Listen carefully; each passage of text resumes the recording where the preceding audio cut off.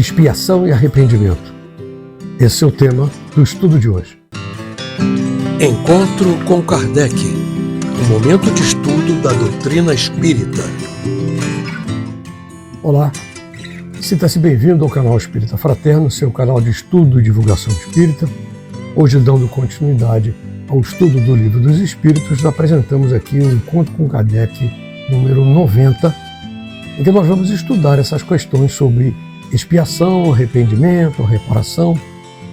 Eu, antes de mais nada, primeiro de tudo, quero sugerir que faça a sua prece inicial, pedindo a presença de bons espíritos, para que ajude a todos nós no entendimento da doutrina dos espíritos. Evidentemente, eu não posso deixar de pedir que, se não for inscrito no canal, se inscreva, deixa aquele joinha, que isso ajuda muito o canal a que ele seja divulgado e a gente possa divulgar cada vez mais a doutrina dos espíritos. Eu desejo que todos tenham aqui um bom entendimento e um bom estudo. Vamos para as telas agora.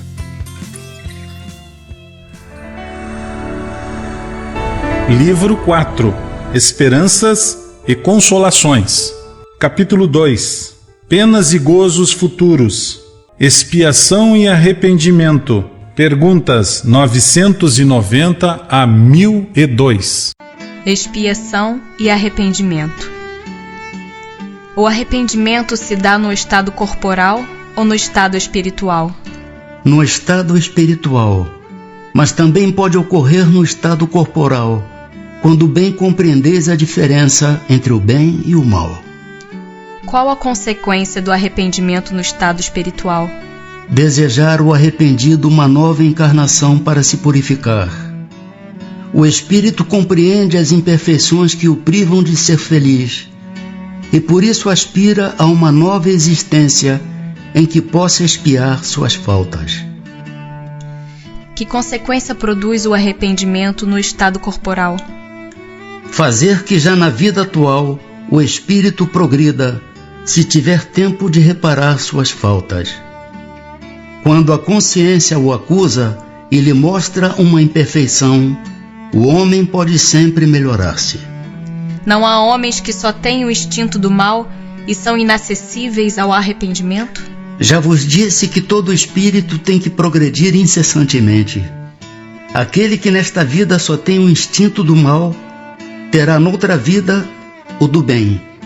E é para isso que renasce muitas vezes, pois preciso é que todos progridam e atinjam a meta. A diferença está somente em que uns gastam mais tempo do que outros, porque assim o querem. Aquele que só tem o instinto do bem já se purificou, visto que talvez tenha tido o do mal em anterior existência. O homem perverso que não reconheceu suas faltas durante a vida, sempre as reconhece depois da morte? Sempre as reconhece. E então mais sofre porque sente em si todo o mal que praticou, ou de que foi voluntariamente causa. Contudo, o arrependimento nem sempre é imediato. Há espíritos que se obstinam em permanecer no mau caminho, não obstante os sofrimentos por que passam. Porém, cedo ou tarde, reconhecerão errada a senda que tomaram e o arrependimento virá. Para esclarecê-los, trabalham os bons espíritos, e também vós podeis trabalhar. Haverá espíritos que, sem serem maus, se conservem indiferentes à sua sorte? Há espíritos que de coisa alguma útil se ocupam. Estão na expectativa, mas nesse caso sofrem proporcionalmente. Devendo em tudo haver progresso, neles o progresso se manifesta pela dor. Não desejam esses espíritos abreviar seus sofrimentos? Desejam-no sem dúvida, mas falta-lhes energia bastante para quererem o que os pode aliviar. Quantos indivíduos se contam entre vós que preferem morrer de miséria a trabalhar?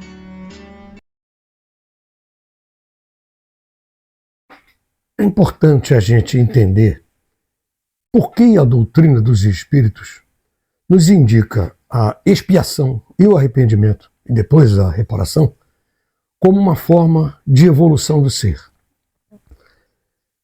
Nós aprendemos pela primeira mensagem de Deus, que foi trazida por Moisés, que tínhamos que seguir a lei de Deus sob pena de castigo.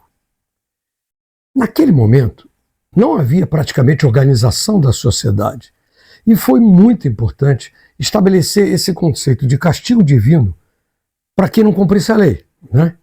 Senão, evidentemente, que ninguém ia cumprir. Mas o castigo era focado no comportamento das pessoas para estabelecer a ordem. Quer ver? Os mandamentos foram estabelecidos nesse sentido aí. Os 3 primeiros na obrigação da relação com Deus e do 4º ao 10º na regulação do relacionamento das pessoas em comunidade, estabelecendo regras para essa convivência. Nós temos aqui alguns exemplos. Olha, honrar pai e mãe, não matar, não cometer adultério, não roubar, não dar falso testemunho, não cobiçar a mulher do próximo, não cobiçar a casa do próximo. Veja que essas são regras de comportamento para organizar o convívio entre as pessoas. Então era necessário mostrar ali um Deus punitivo, com castigos eternos, para quem não cumprisse a lei, dependendo do que fosse, evidente. Castigando severamente. Muito bem. Aí vem Jesus e nos traz uma mensagem deixando muito claro que Deus é bom. É um Deus de amor, de compaixão, de perdão. E nos mostra o caminho já pensando na evolução das pessoas através do amor. Não é verdade? Bem diferente. Por final, vem a nova mensagem de Jesus através dos benfeitores espirituais, liderados pelo próprio Jesus, para nos mostrar o caminho completo de comportamento da humanidade para a evolução das pessoas nesta vida material, continuando eternamente na vida espiritual, pelo universo afora. Foi a doutrina dos espíritos. Bom, chegamos então ao ponto crucial da questão. Quando nos esclarecem que não existe a tal punição ou o castigo de Deus, isso é fato. Eles nos mostram que o que passamos, que podemos entender como castigo de Deus, nada mais é do que o resultado das nossas próprias atitudes. Então nós não temos aqui um castigo, porque Deus não castiga ninguém. Isso não faz parte da infinita bondade de Deus. Mas sim, por ser infinitamente justo e bom, ele nos trata com justiça das nossas próprias ações. Primeiro ponto, é necessário o arrependimento, que é um sentimento muito íntimo, muito interno da gente. Ele acontece sempre no mundo espiritual, sempre quando você está desencarnado na espiritualidade. Só que essa não é uma forma automática, não é simplesmente a pessoa morreu, aí de repente pensa, eu estou errado, errei, eu estou arrependido. Não, não é assim que funciona. Quando eles dizem que o arrependimento se dá na vida espiritual, é porque em algum momento esse espírito vai reconhecer o seu erro na espiritualidade. Quanta gente que até na hora que está ali morrendo não reconhece nenhum erro que tenha feito, né? Não reconhece as maldades que fez, não é verdade? Não se arrepende de jeito nenhum. Tem muita gente orgulhosa que age dessa forma da espiritualidade. Ele vai continuar pensando do mesmo jeito, não vai mudar porque morreu. Se ele está com o coração endurecido aqui, ele vai continuar com o coração endurecido lá. Só que vai levar um tempo, mas em algum momento, certamente, ele vai olhar para trás e vai dizer, putz, que besteira que eu fiz, não devia ter feito isso. A conclusão, não é assim, a pessoa desencarnou, fez um monte de besteira aqui, um monte de maldade, aí desencarna, está na espiritualidade, não reconhece nada, continua endurecido, orgulhoso, e aí resolve reencarnar. Agora eu vou reencarnar. Não, também não é assim. Ele vai reencarnar quando tiver a possibilidade de progredir. Quer dizer, primeiro de se arrepender. Isso vai depender muito do estado evolutivo desse espírito. Então, ele, de uma forma geral, assim, o espírito desencarna e quando começa a pensar no arrependimento, já está dando um passo no sentido da progressão. Aí sim, ele começa a trabalhar. E os mentores trabalham ali nesse momento para que ele possa reencarnar e expiar as suas ações, aquelas que cometeu e prejudicou as pessoas. Então, primeiro de tudo é ter arrependimento dos seus erros. Vamos lá? Pois que os espíritos veem o mal que lhes resulta de suas imperfeições, como se explica que haja os que agravam suas situações e prolongam o estado de inferioridade em que se encontram, fazendo o mal como espíritos, afastando do bom caminho os homens. Assim procedem os de tardio arrependimento. Pode também acontecer que depois de se haver arrependido, o espírito se deixe arrastar de novo para o caminho do mal por outros espíritos ainda mais atrasados. Vêem-se espíritos de notória inferioridade, acessíveis aos bons sentimentos e sensíveis às preces que por eles se fazem. Como se explica que outros espíritos, que devêramos supor mais esclarecidos, revelem um endurecimento e um cinismo dos quais coisa alguma consegue triunfar? A prece só tem efeito sobre o espírito que se arrepende. Com relação aos que, impelidos pelo orgulho, se revoltam contra Deus e persistem nos seus desvarios, chegando mesmo a exagerá-los, como o fazem alguns desgraçados espíritos, a prece nada pode e nada poderá, senão no dia em que um clarão de arrependimento se produza neles. Não se deve perder de vista que o espírito, após a morte do corpo, não se transforma subitamente. Se sua vida foi condenável, é porque era imperfeito. Ora, a morte não o torna imediatamente perfeito. Pode, pois, persistir em seus erros, em suas falsas opiniões, em seus preconceitos, até que se haja esclarecido pelo estudo, pela reflexão e pelo sofrimento. É fato que a gente encontra muita gente que parece que a sua essência é a essência do mal, né?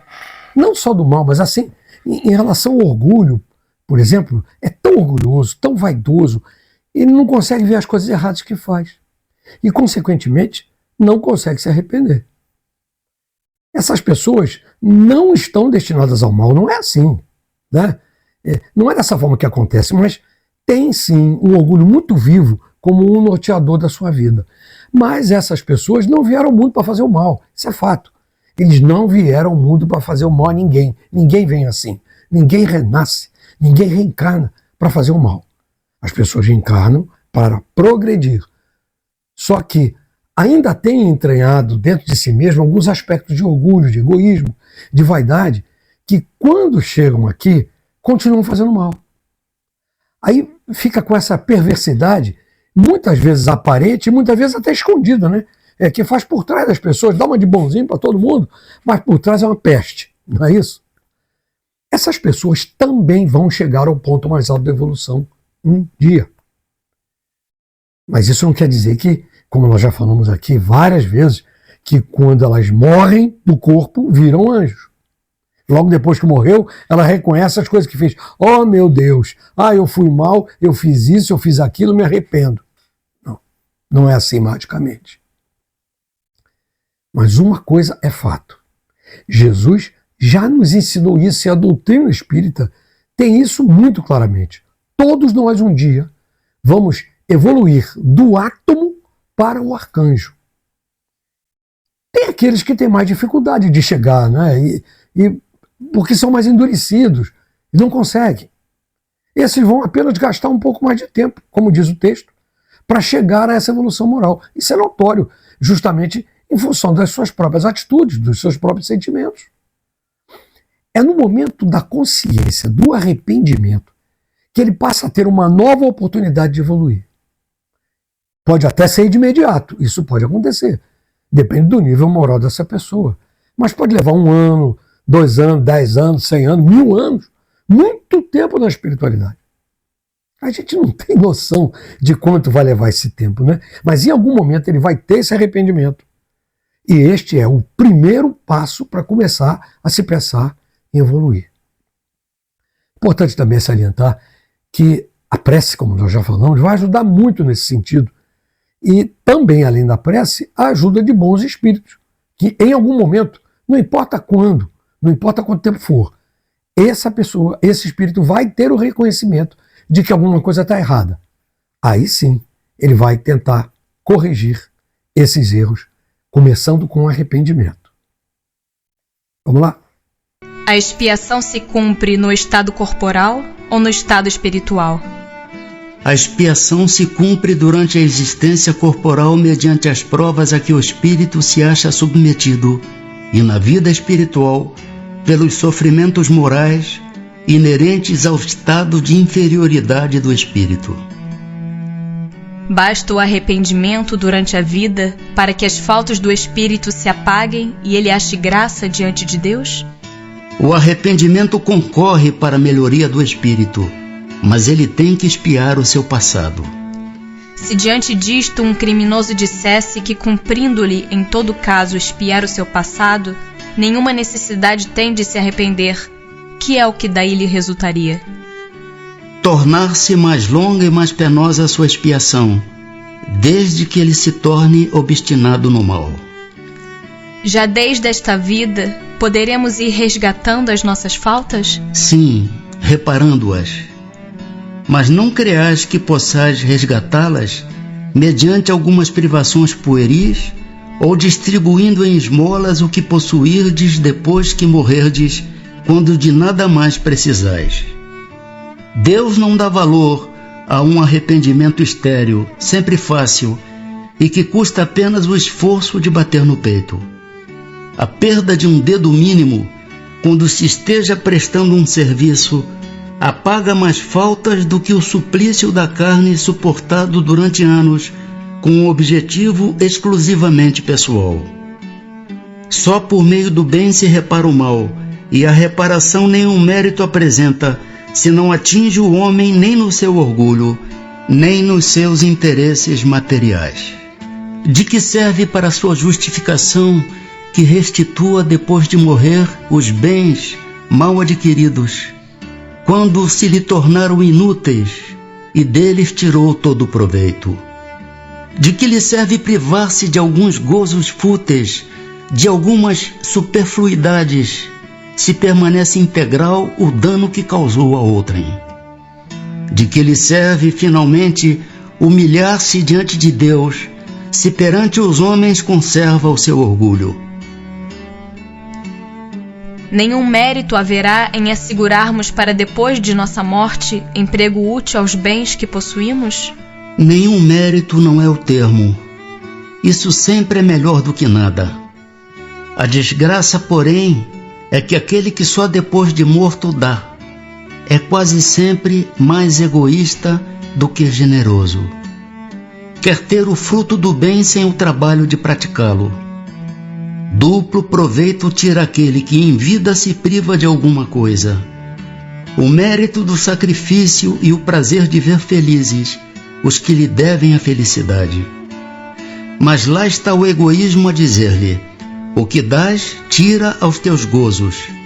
E como o egoísmo fala mais alto do que o desinteresse e a caridade, o homem guarda o que possui, pretextando suas necessidades pessoais e as exigências da sua posição.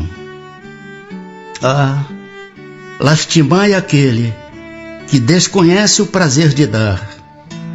Acha-se verdadeiramente privado de um dos mais puros e suaves gozos, submetendo-o à prova da riqueza, tão escorregadia e perigosa para o seu futuro. Houve Deus por bem conceder-lhe como compensação a ventura da generosidade de que já neste mundo pode gozar. Que deve fazer aquele que em artigo de morte reconhece suas faltas quando já não tem tempo de as reparar? Basta-lhe nesse caso arrepender-se? O arrependimento lhe apressa a reabilitação, mas não o absolve. Diante dele não se desdobra o futuro que jamais se lhe tranca. Lembra que eu falei antes aqui sobre espiar? Espiar não é espiar, ficar olhando, espionar, é espiar com X, que quer dizer se redimir do mal que cometeu em uma nova encarnação. Cometeu numa nova ele pode se redimir. Vai resgatar aquilo que fez de errado e tentar corrigir para poder evoluir. Uma grande afirmativa da doutrina dos espíritos é justamente a possibilidade de que a gente tem que reparar o mal que fez. Isso é importantíssimo e é a base da justiça divina, porque a gente vai resgatando as nossas falhas. Para isso a gente reencarna, para melhorar sempre. É uma forma de você ter um caminho trilhado para evolução moral, evolução espiritual. Mas absolutamente não significa que vai ter sucesso, que vai evoluir. Ah, só porque reencarnou vai evoluir? Claro que não. Você vai tentar resgatar de alguma forma. E isso vai acontecer sempre. Sempre a cada encarnação sucessiva. É preciso sempre trabalhar nesse sentido.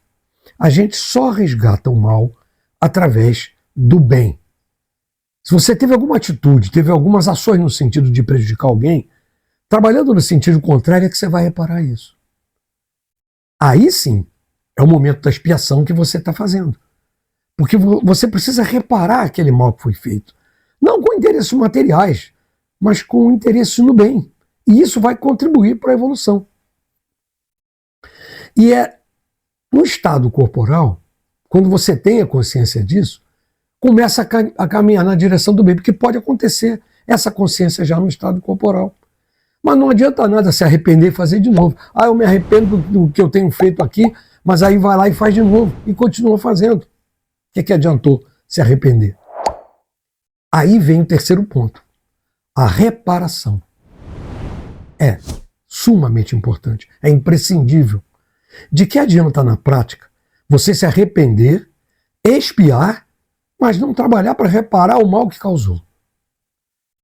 A justiça de Deus é infinita. Por isso, todos nós temos a oportunidade de, em fazendo mal a alguém, poder reparar aquele mal que foi feito. É interessante que, muitas vezes, essa reparação se dá através de outras pessoas. Vou explicar. Eu prejudiquei uma pessoa, mas aquela pessoa, por ser elevada moralmente, me perdoou. Em tese, eu não precisaria reparar nada com ela. Estou perdoado por ela. Mas sim, de alguma forma eu preciso pagar aquele mal que eu fiz. Então, a justiça de Deus me permite fazer essa atitude de reparação através de outra pessoa. Em algum momento, nesta ou em outra encarnação, alguém vai me prejudicar no mesmo sentido para que eu possa também perdoar.